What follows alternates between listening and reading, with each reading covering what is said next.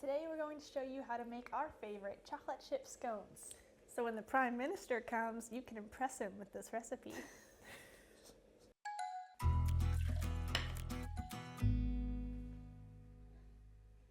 To begin, get a large bowl and we'll add flour, baking powder, cinnamon, and whisk together. You don't want to get a big bite of cinnamon clump. Next up, we're going to grate a stick of frozen butter. Please don't try to use softened butter. It has to be frozen or else it won't grate well. The little pieces of butter we'll add to the flour mixture, and that will help create a flaky scone. Add the grated butter to the flour mixture and just use your hands to evenly distribute the butter into the flour mixture. Now the best tip we can give you for this scone recipe is to try to keep your ingredients as cold as possible for the best results and the most tender scones. So that means the cream, the butter, the egg, and that's it. Once the flour has evenly coated the butter, we're gonna toss this in the fridge while I mix up our wet ingredients. Now into a bowl, we're going to add our cream and the vanilla and the sugar and our egg. Let's see if I can do this one-handed. Give that a whisk until it is thoroughly combined. While she mixes that up, I'm gonna grab the flour mixture. Add the chocolate chips, and then we're gonna drizzle the wet ingredients over the top and mix together.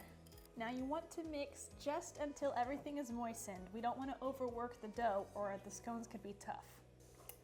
Pour onto the counter and form into one cohesive lump, because this is anything but a cohesive lump right now. This is crumble town. All right, let's fix this.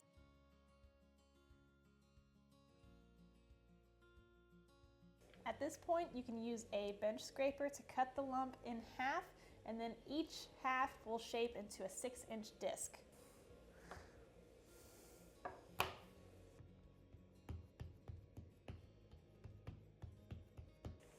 Now cut each of these discs into 8 pieces, like you're cutting a pizza.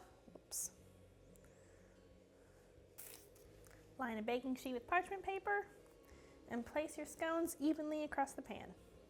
4 rows of 4.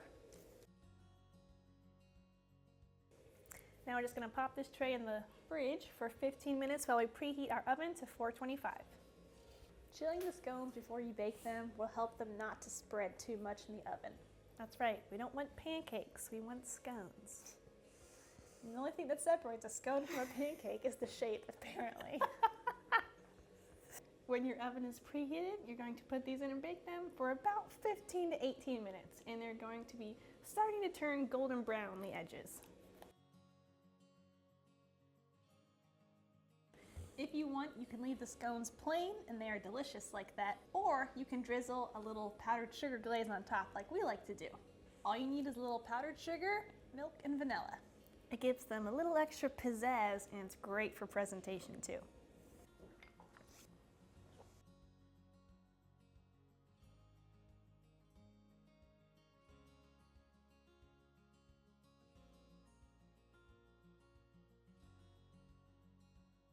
And that's all there is to making our favorite scones. We love making these for brunches, or if we're cooking for crowds, we love to make them into minis. Enjoy!